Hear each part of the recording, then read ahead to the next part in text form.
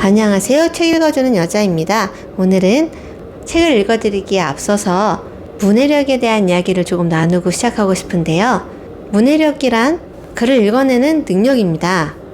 그리고 요즘 교육시장에서 가장 많이 언급되는 단어이기도 하죠. 그럼 문해력이 왜 중요하다고 할까요?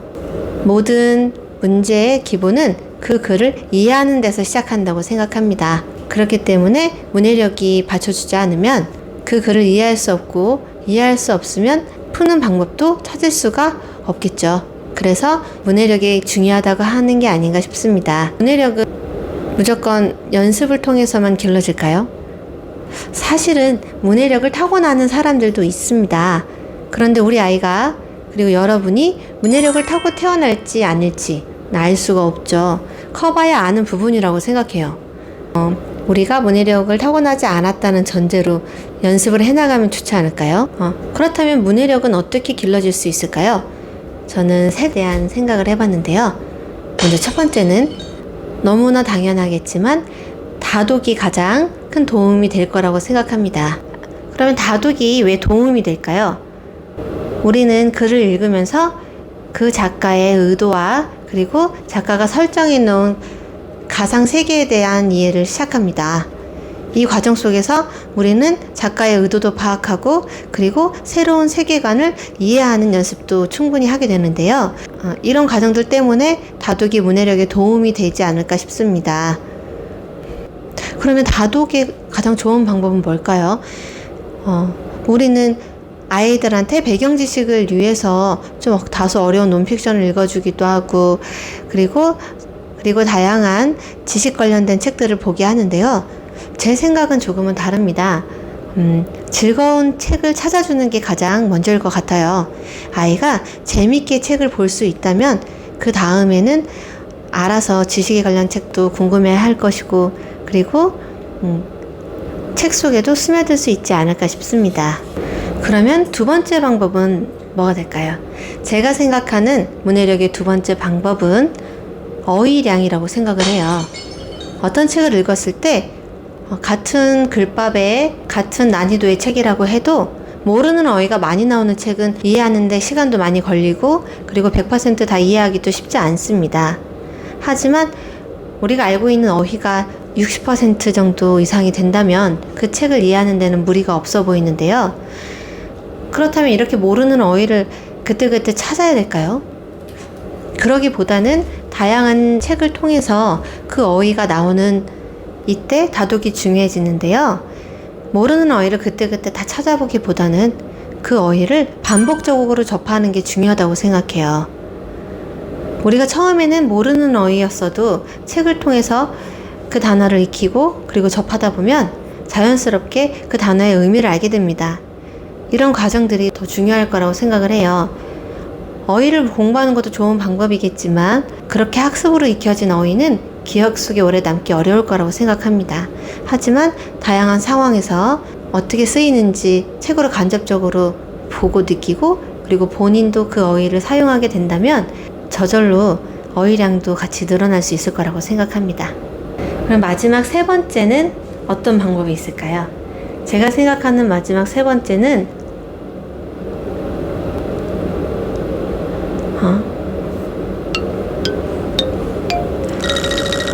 그리고 마지막 세 번째, 제가 생각하는 문해력을 키워주는 마지막 세 번째 방법은 본인의 아이의 수준에 그리고 본인의 수준에 맞는 도서부터 시작을 해보는 겁니다. 내가 읽히기가 쉬운 책을 접하고 그리고 그 수준의 책들을 다독을 하고 그리고 조금씩 글의 글밥의 양이라든지 아니면 어휘의 수준을 높여간다면 책을 접하는 것도 부담스럽지 않고 그리고 또 좀 더 재미있게 스며드는 재미도 느낄 수 있을 거라고 생각합니다. 이 방법은 제가 아이한테 영어를 가르칠 때도 사용했던 방법인데요. 다양한 영어 원서를 가지고서 아이에게 맞는 원서부터 차근차근 올려줬어요. 아이가 쉬운 레벨의 영어 원서를 먼저 읽어줬을 때 이해하는 정도가 70%, 80% 정도 돼 보인다면 그 다음 레벨로 올려주고 그리고 나서 그 수준의 레벨에서 또 다양한 책들을 읽어줬습니다. 제가 생각하는 육아의 가장 중요한 건 엄마의 관찰력이라고 생각해요. 아이를 끊임없이 파악하고 끊임없이 관찰을 해야 아이가 어느 정도 이해하고 있고 어떤 걸 모르는지 알 수 있을 거라는 생각이 듭니다.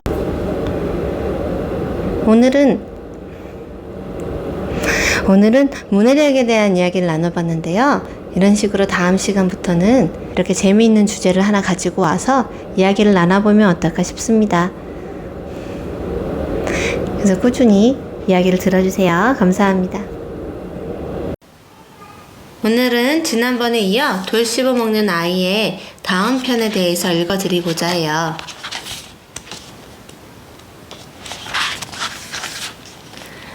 오늘 읽어드리고자 하는 소설은 혀를 사왔지 라는 내용이에요.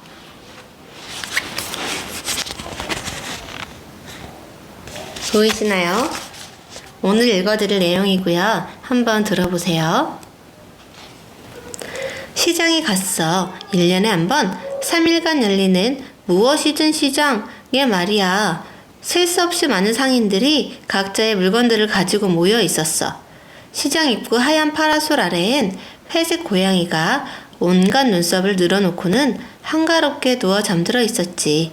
고양이는 팻말을 세워놓았더군. 눈썹 팝니다. 심지어 호랑이 눈썹도 있음. 자기 눈썹과 동전 2개 내놔야 함. 각종 표정에 맞는 눈썹 상담. 나는 눈썹 같은 건 필요하지 않았지만 멈춰서서 눈썹들을 보았어. 눈썹들은 하나같이 웃는 모양이었지. 나는 내가 아는 사람들의 눈썹을 떠올려 봤어. 바꿔주고 싶은 눈썹이 떠오르더라고. 특히 우리 아빠 눈썹 말이야. 화난 듯 힘을 주고 있는 눈썹을 볼 때마다 나도 화가 났거든. 하지만 내겐 동전이 3개밖에 없었어. 나를 위해 써야 할 동전이야.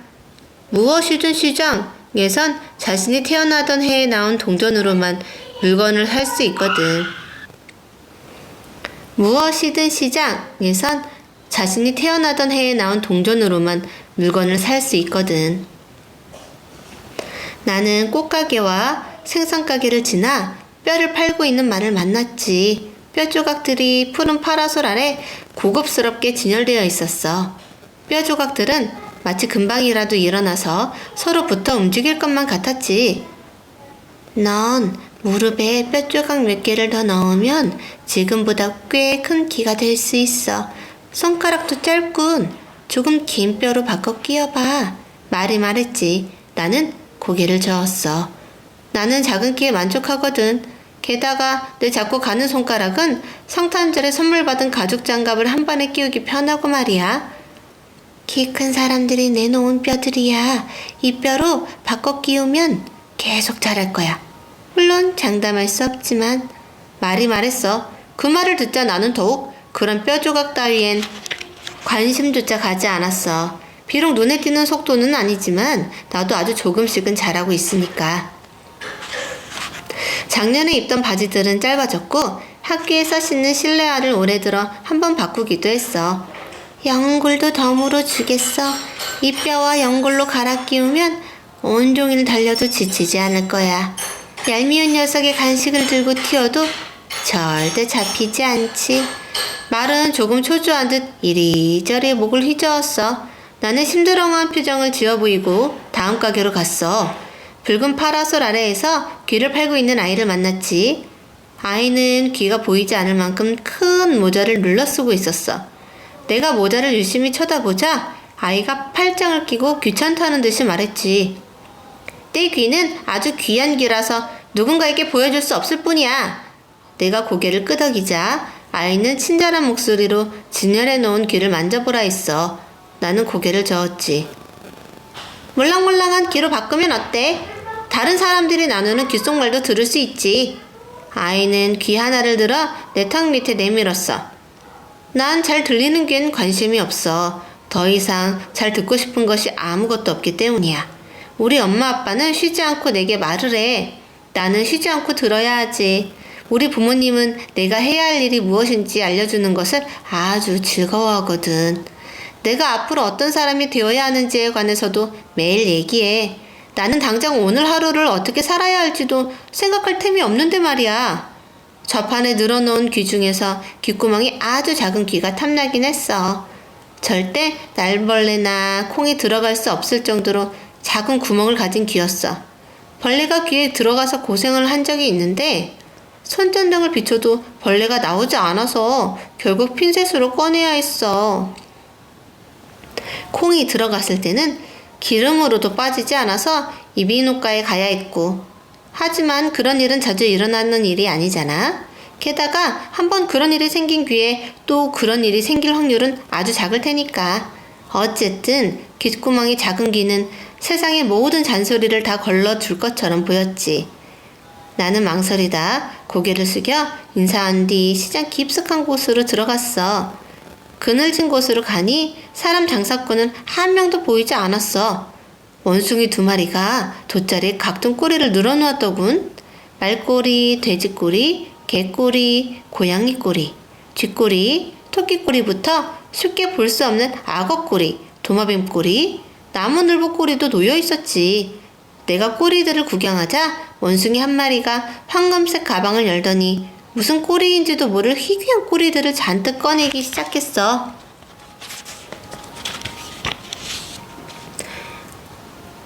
오직 원숭이 꼬리만 빼고 세상 모든 꼬리랑 꼬리는 다 팝니다요. 팝니다요.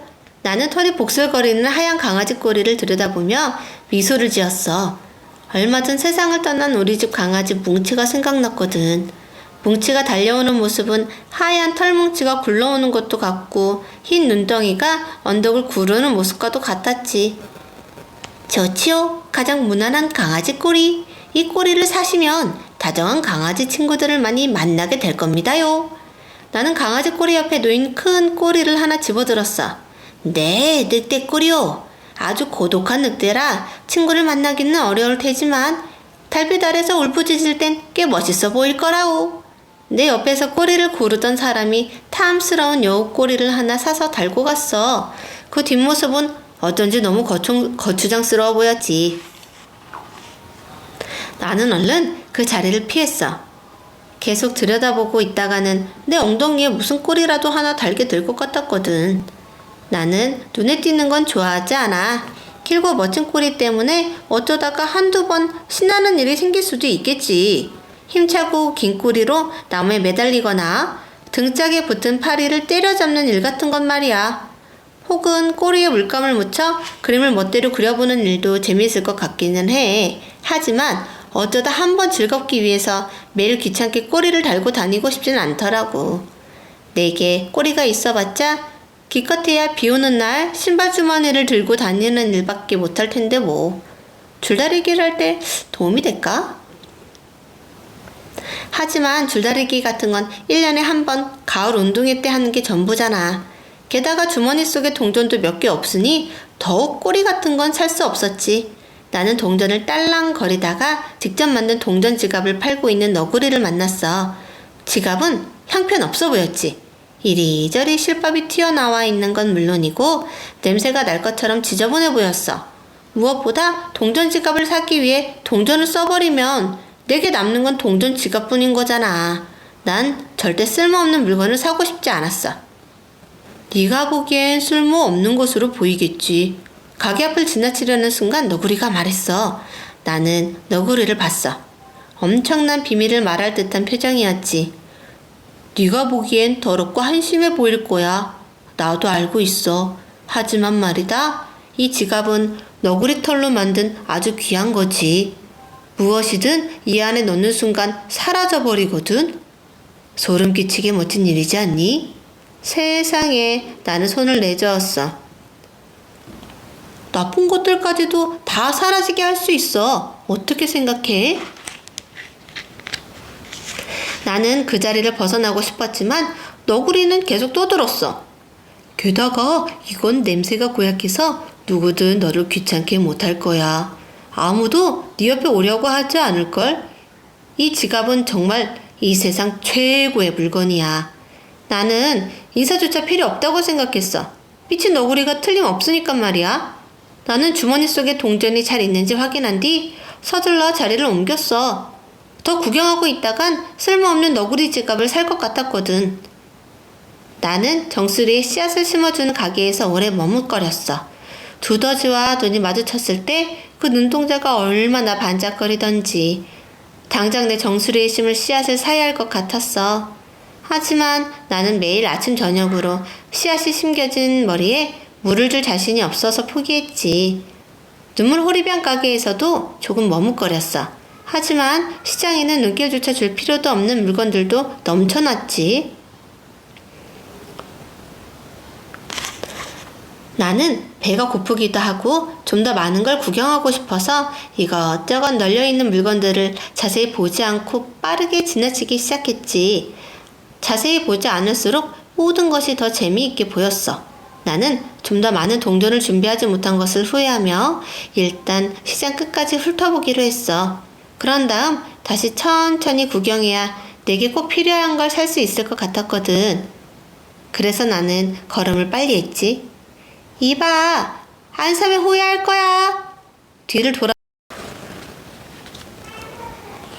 버스를 타고 자리에 앉았어. 나는 기분이 한껏 들떠 있었어.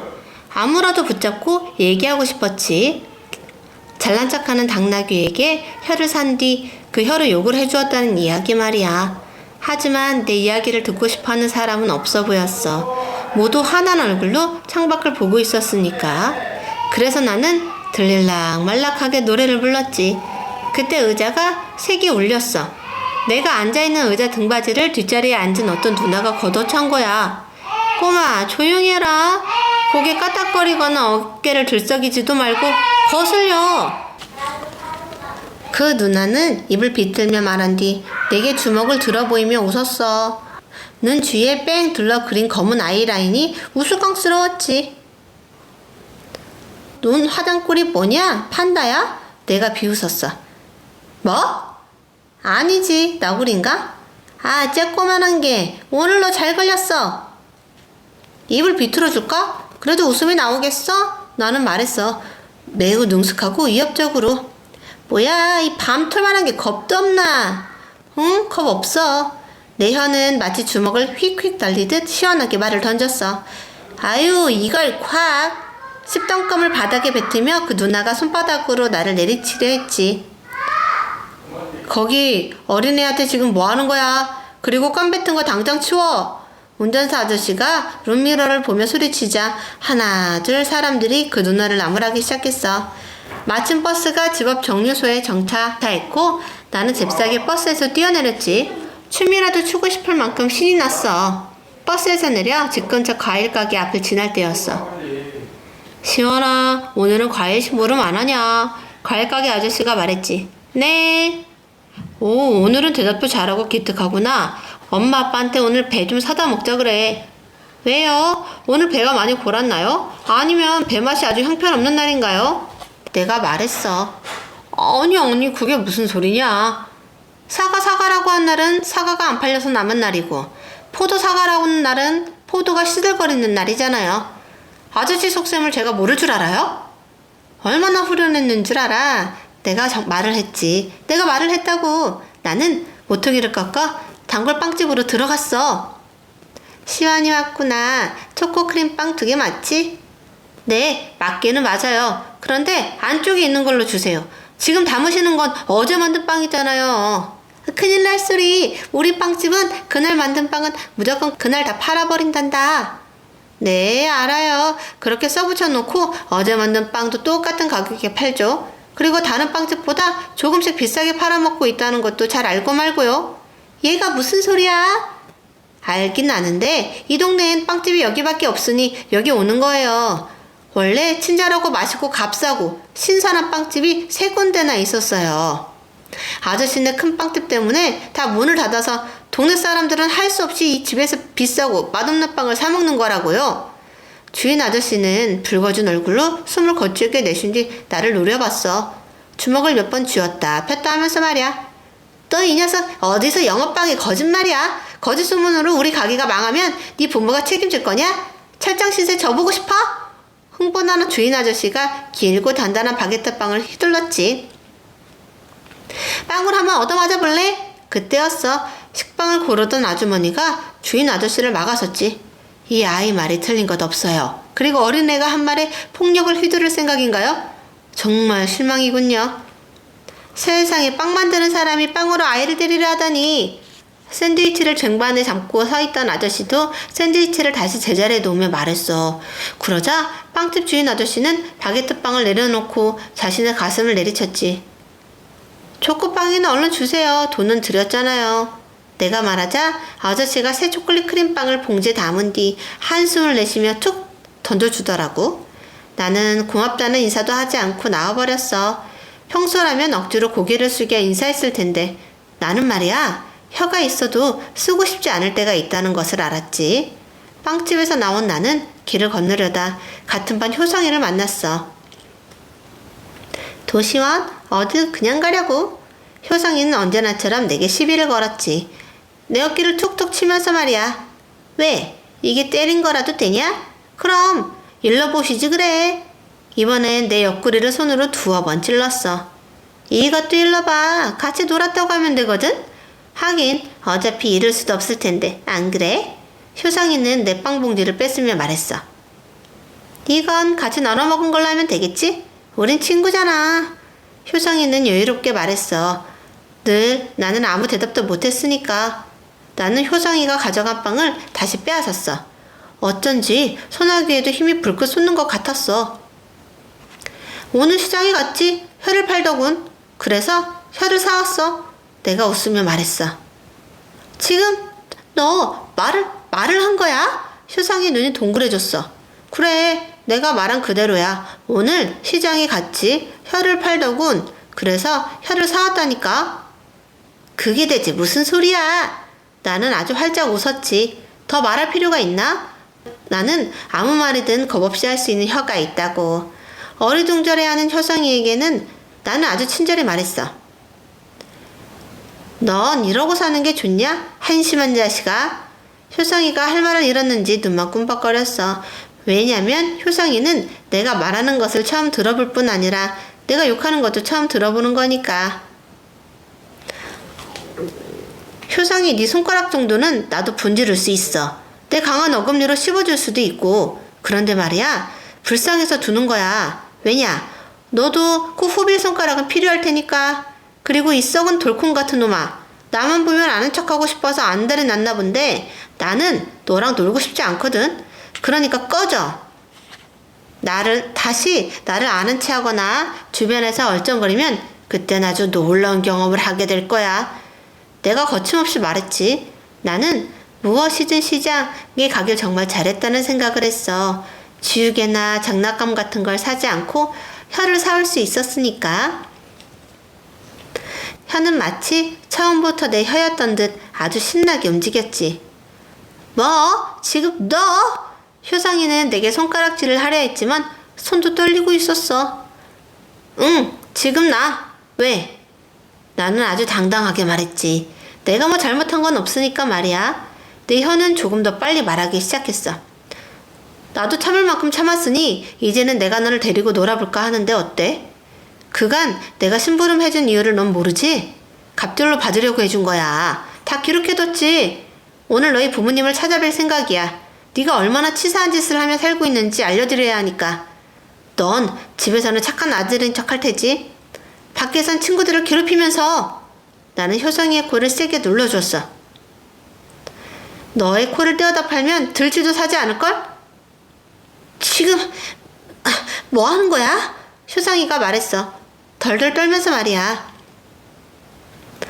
네가 말했듯 우린 지금 노는 거야. 나는 효성이의 귀를 잡아당겼지. 아무래도 네 귀는 요리에나 쓰일 것 같다. 물론 나는 효성이랑 노는 거니까 세게 잡아당기지는 않았어. 내 뒤에 앉았을 때 필통으로 내 어깨를 때렸던 거 기억나냐? 효성이는 말없이 고개를 저었어. 그럼 네 신발 주머니로 내 신발 주머니를 치거나 실내화 갈아 신을 때 내 신발 발로 찼던 건? 효성이는 또 고개를 저었어. 그럼 기억나게 해줄까? 내가 날짜랑 시간까지 적어뒀거든.